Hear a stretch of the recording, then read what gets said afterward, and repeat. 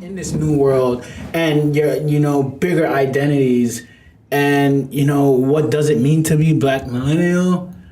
I really don't know. I just know that we're creative. We're kind of, we don't fit into a certain box, and I feel people want to put you in a certain box, but I've always had a problem with that. You don't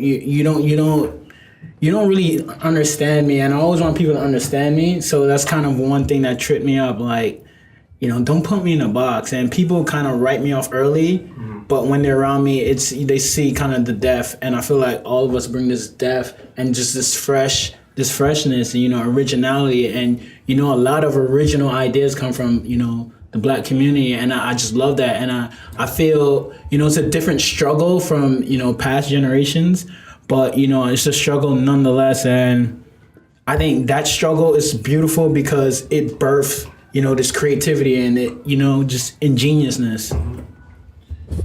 Shanine, I'll have you piggyback off of that. So the question was, how do you identify as a millennial? Oh, as a Black millennial. If I could wrap it up in one word, it would be lost.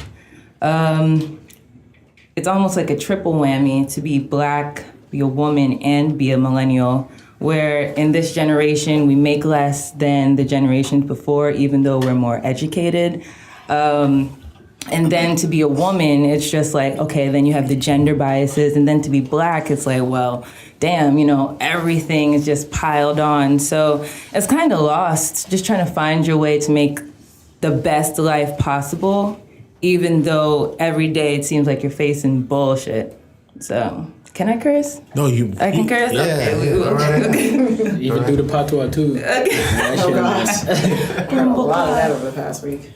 So I guess we all answered the second question I was gonna ask as well, was like, how do you think the world sees you? And Mark so eloquently just took that out there too. But as a woman, like how does the world see you? I can't speak for you. I know from my perspective, like I have an idea of how the world sees Black women, but let's hear it from your mouth. How do you think the world sees you?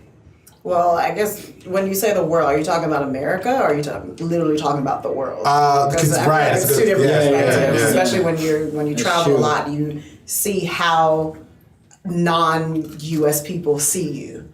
Like for instance, like when you're traveling in Europe, my personal experience is that they kind of look at you as like this like larger than life person, like you're kind of like a superwoman in a sense, where it's like, my gosh, can I touch you? Can I touch your hair? Like, can I get your autograph? Can I take a picture with you? And you're just like, why? Like, I'm just a regular person. But so like, I guess like foreigners, like Black women are just seen as like this larger than life character, for good or for bad.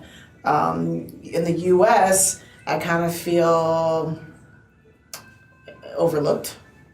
Invincible. I mean, just walking down the streets, like I feel like I get bumped into so many times by white people. Like I don't know what that's about here, but like I just feel like people look through me. I'm not really like looked at, but that's just my personal experience. I would say angry. And I think that's kind of like a worldwide view of Black women in general. It's almost like we always come with a neck roll and an eye roll and a head snap. And we always have like a very tough exterior because of what the world has put on our shoulders.